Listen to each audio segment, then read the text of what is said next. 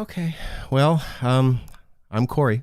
And I'm Woody. And I'm Ajita from the other Congo. And this is the ISOcast.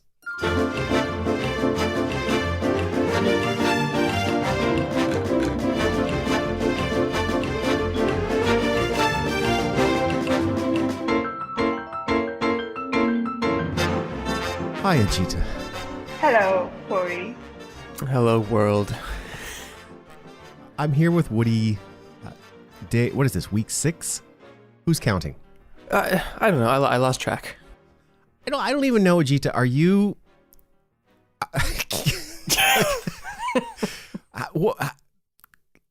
the Congo. But Yes, not that one. The other one. the other one. What's the first one that people are thinking of?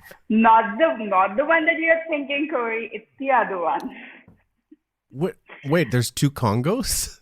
Exactly. So I had a package sent from my brother. It was a skirt that I had not picked up from the tailor for 2 years. And he wrote with the address South Africa, because that's what the world knows. Africa, there's a North Africa and there's a South Africa.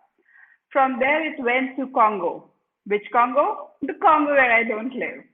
So I still don't have the package. It's been a year, and I am in the other Congo, Congo Brazzaville. I am terribly fascinated that we live in a world now where the best way to explain to people in North America that there are 2 Congos is via like a delivery system. There's a package that I expected to receive and it went somewhere else. And whenever I'm seeing civil war videos from Kinshasa, I'm expecting some woman to be wearing my skirt, and I'm still looking for that. So I'm not gonna sound smart. I actually Googled it. So and I still have no real idea. It's the Democratic Republic of Congo and then just Congo. Is that correct? That's what the map says. So guys, we were the Congo first. It was the Zaire. Then they thought, it's a colonial name, so let's switch it to Congo. Sounds easy. We'll just pick it up from the other side of the river. We were Republic of the Congo from the beginning. They were Zaire, and then they became Democratic Republic of Congo, original, right? And for ease, it's Congo Kinshasa, the other one, the main one that has diamonds and Highland mountain gorillas and things like that. And your skirt. Yeah, and we are Congo Brazzaville. I don't know if I don't know if this clarifies things for me, and it might be because I just woke up. It could be because it's early in Canada. Okay, so there's the So which is the Congo? Like Grammatically, both. You have Both. to put the in front of Congo in both the countries. It is Republic of the Congo and Democratic Republic of the Congo. Are they aware of each other? Have they Yeah. talked about this? No. Okay. Which one is the Heart of Darkness? Which one is that? The other Congo. So The other before one. coming here, I tried to do my research to come here, and all the books and all the resources that are available are of the other Congo. So nobody cares about this one. Do you ever imagine that the other Congo thinks that you guys are the Heart of Darkness? We should discuss this very soon. I have a feeling you are right. Isn't there Woody, you follow sports ball, isn't in Canada still there are, like, for example, 2 teams called the Rough Riders? Yes. Okay. I think actually Ottawa changed their name, but there were 2 Canadian football teams with the same name. There's only 8 teams. So, yeah. Okay, that makes it easier for me to understand, sadly. There's a big no pun intended, big elephant in the room here. What brought you to the Congo? It was the sheer exhaustion from all the big cities, and working in communication and media is anyway stressful. And once upon a time, it was the newspapers. But then I switched to digital publishing, and I was working in one of the biggest, with the biggest digital publishers in New Delhi. And it just occurred to me one evening when I was stuck in the traffic for 2.5 hours for a 10-kilometer distance, and my left knee was giving up, and it was raining, and water entered my car, and I could see sparks in front of my car, and I was like, I cannot do this anymore. I did not sign up for this. And I just wanted to really, really recoil and withdraw, but not become a hermit, but do maybe the same thing purposefully with a choice. So, of course, there are New Yorks and Londons and New Delhis of the world, which have this electricity, and I love to thrive off that. But then there is this 50% introvert inside me who wants to just come back and have the silence and the quiet and not the chaos. The only places where I could go out in big cities were the malls, and it was sad. And this was one of the opportunities that I could pick. And that's when I made the choice. And it was a difficult choice because the company that I was trying to leave did try to keep me with very tempting offers, and it kept getting difficult. And I think that made it easy because I was really, really clear on what choice I was making. Does one become a hermit anymore? Do you know any hermits? Like, I knew a guy in high school. Oh yeah, what happened to him? He's a hermit. Like an actual hermit? Yeah, like a hermit. Because lots of people say that they're a hermit, but they're not, because you see them. They're out. You know, they might not be out a lot, but they're not really hermits. Do I know a hermit? I don't think so. I might, but I've never seen one. In New Delhi, do folks still become like straight up a hermit? This dude's a hermit now. It's not possible in a big city like that because you end up going out for your supplies and given to peer pressure once in a while.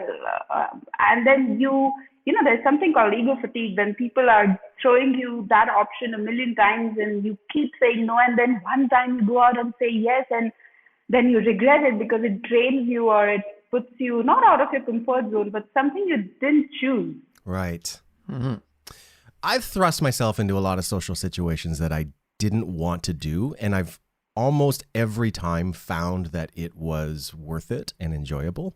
And I don't know if that's because of some sort of heightened anxiety, or I'm not going to self-diagnose on my second cup of coffee, but sometimes this is what's been the case. It's like when folks want me to do something and every single cell in my body resists this idea, and then I do it anyway, I somehow talk myself into it, I thoroughly enjoy whatever happened.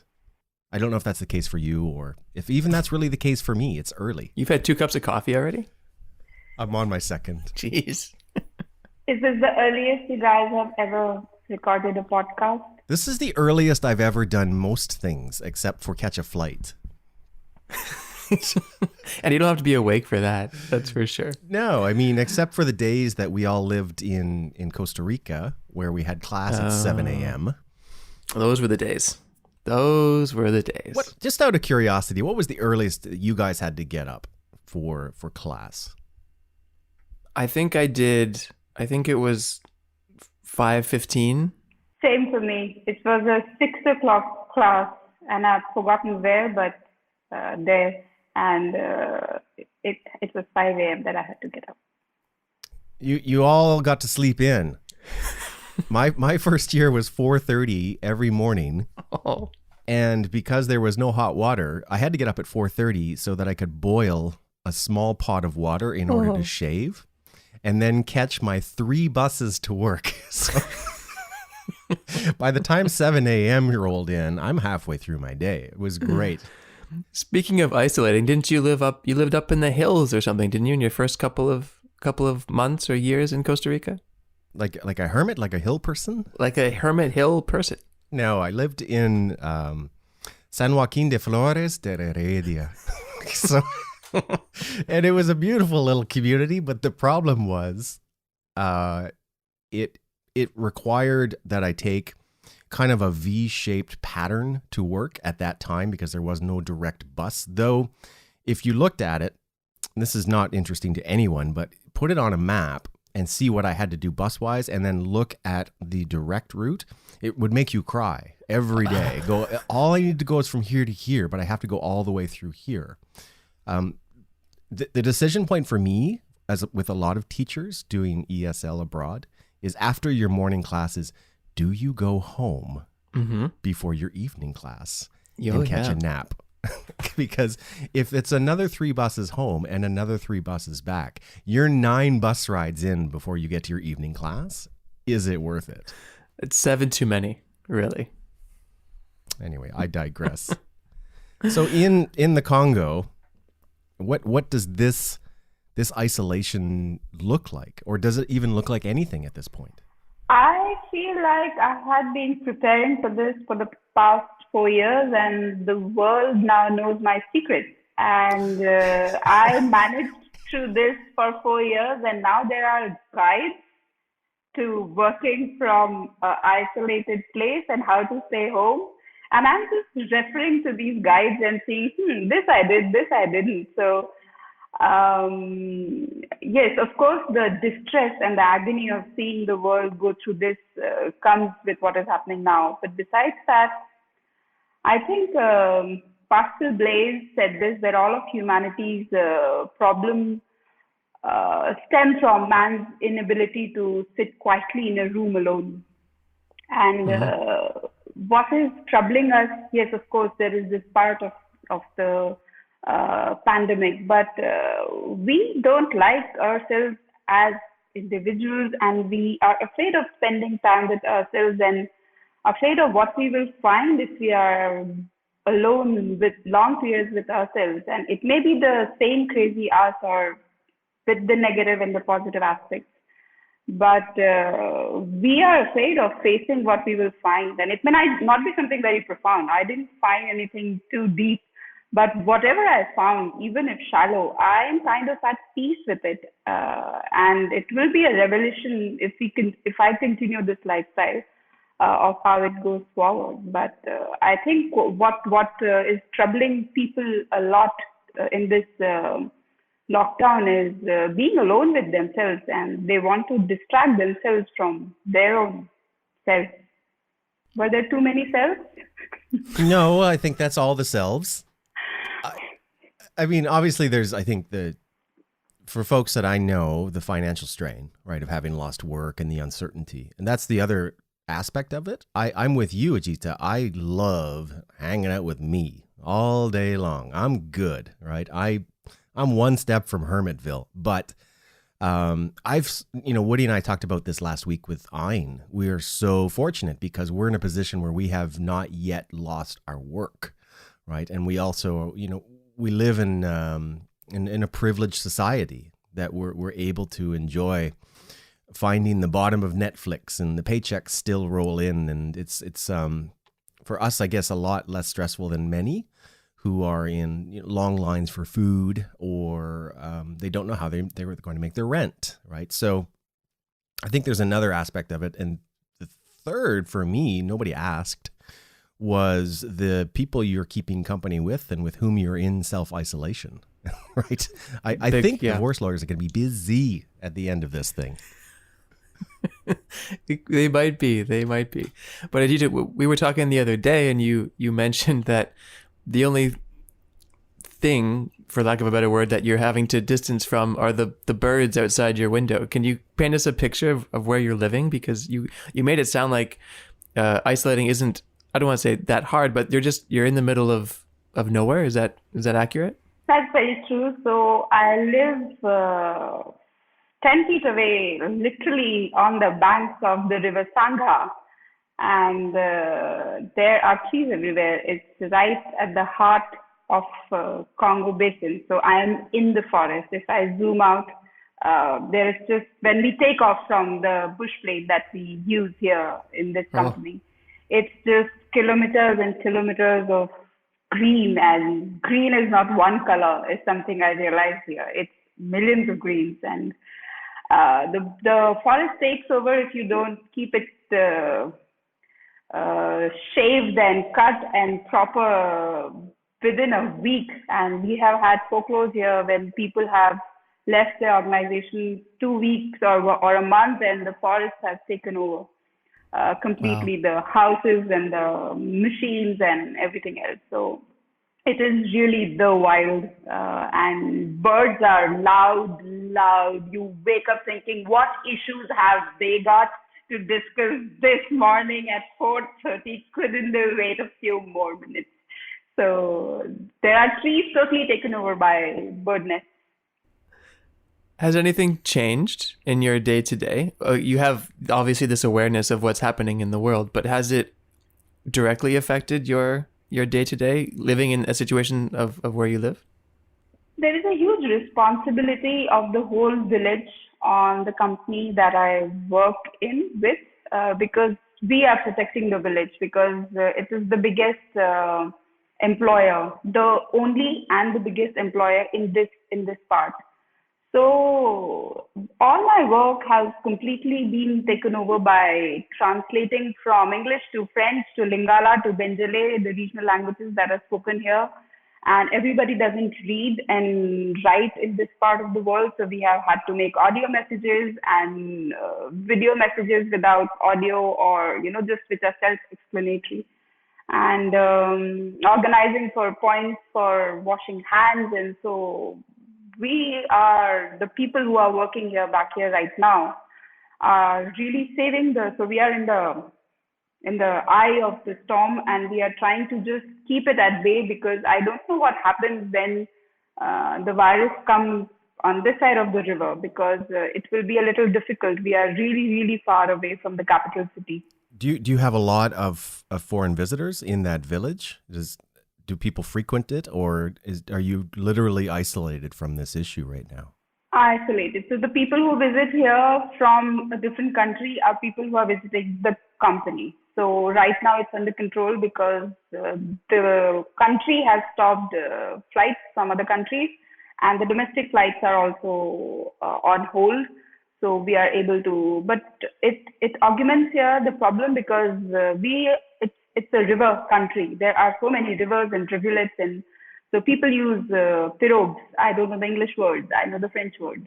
The canoes, the small boats, the banana boats, and that's their way of reaching to places. And you can't really control a river route. So there is no monitoring, but the only thing we can do is spread awareness about this thing. And here, people, the salutation is the greeting. How they greet here is touch their forehead 3 times, to the left, to the right, and to the center. So culturally, to tell them not to do this, because this is one of the reasons the virus is spread. So there were a lot of cultural challenges when we were trying to explain what is happening and how it will spread, and what should you do to prevent it. Wow, that's fascinating. I think I'm going to read a lot more about this, because Corey, I'm learning so much. I didn't even know there was another Congo, first of all, and now all these little stories. I mean, this is kind of one reason why we decided to do the show, is just to learn about. We had no idea where you were living, but this is exactly, I think, what we had in mind, just learning about different little communities and how they are responding or handling or navigating, or whatever word you want to use. And that's fascinating. I have nothing else to say, but that's fascinating to me. I have a vision yesterday, and again, my first world relatability is pretty weak, because we were out looking at condos, and as I was going from neighborhood to neighborhood, I noticed that there's this growing sense of like borough tribalism, worried within these major city centers if you're coming from and going to an outbreak area.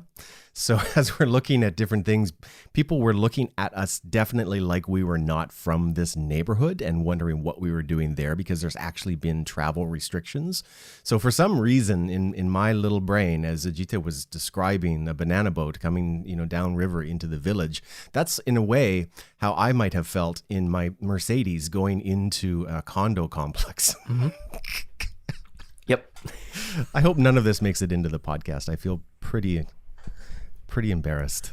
Hey, I heard it's 0 seconds to 30 minutes, and everything that's in stays here.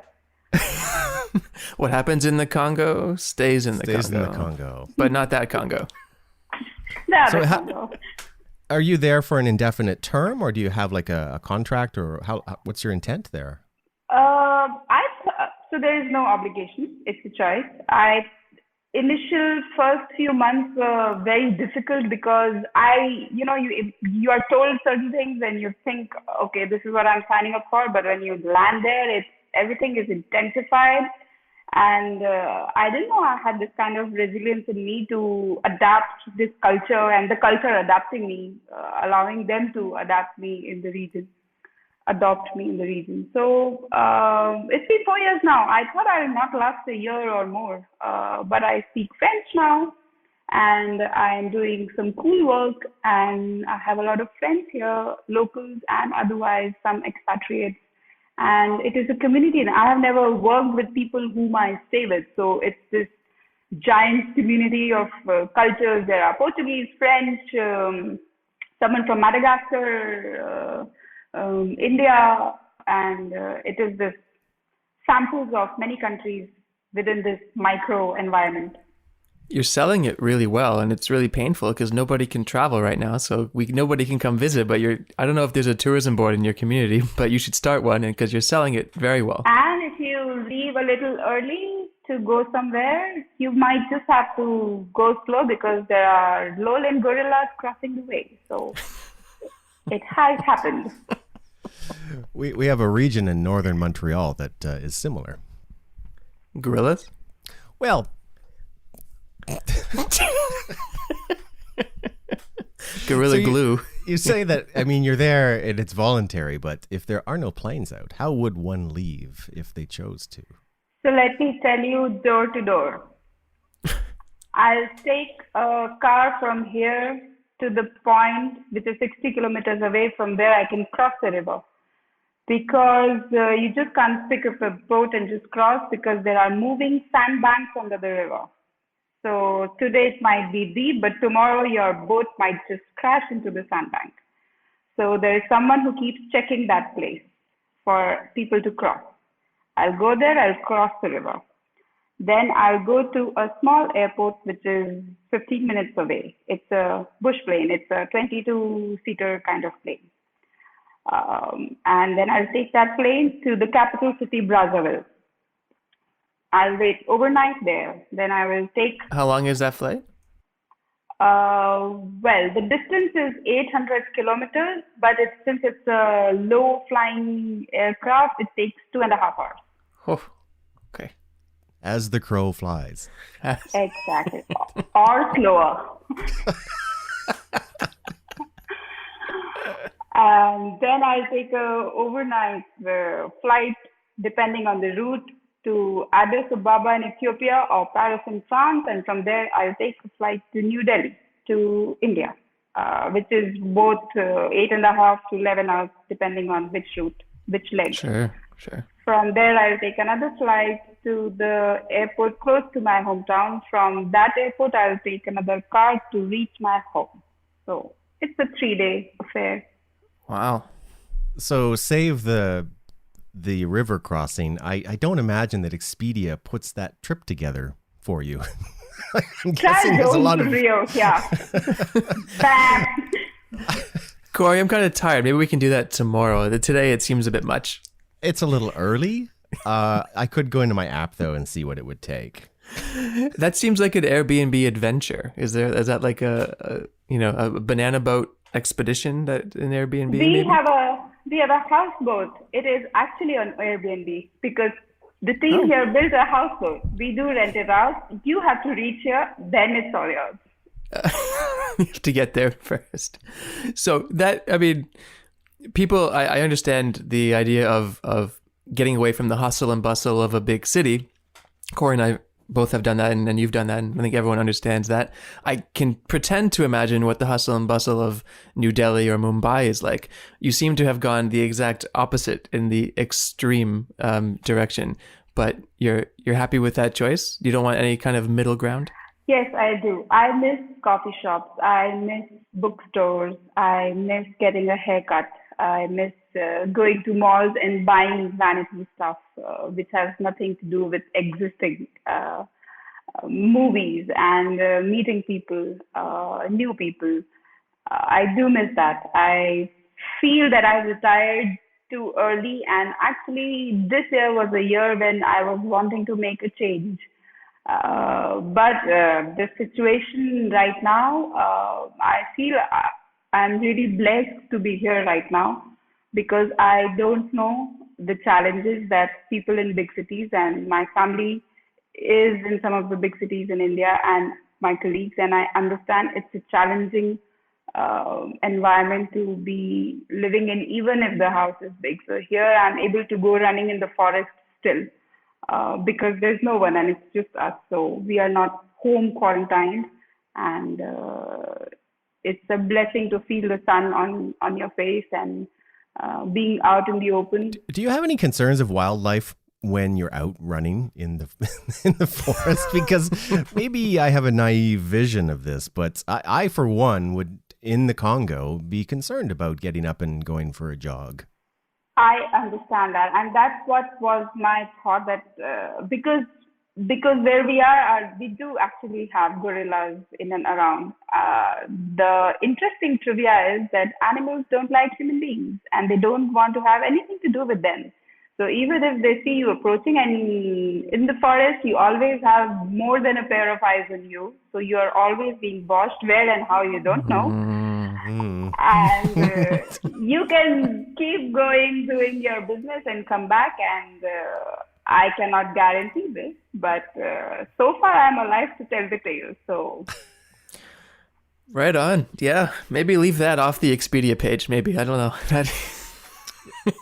I think that's an Airbnb feature. There are always eyes on you.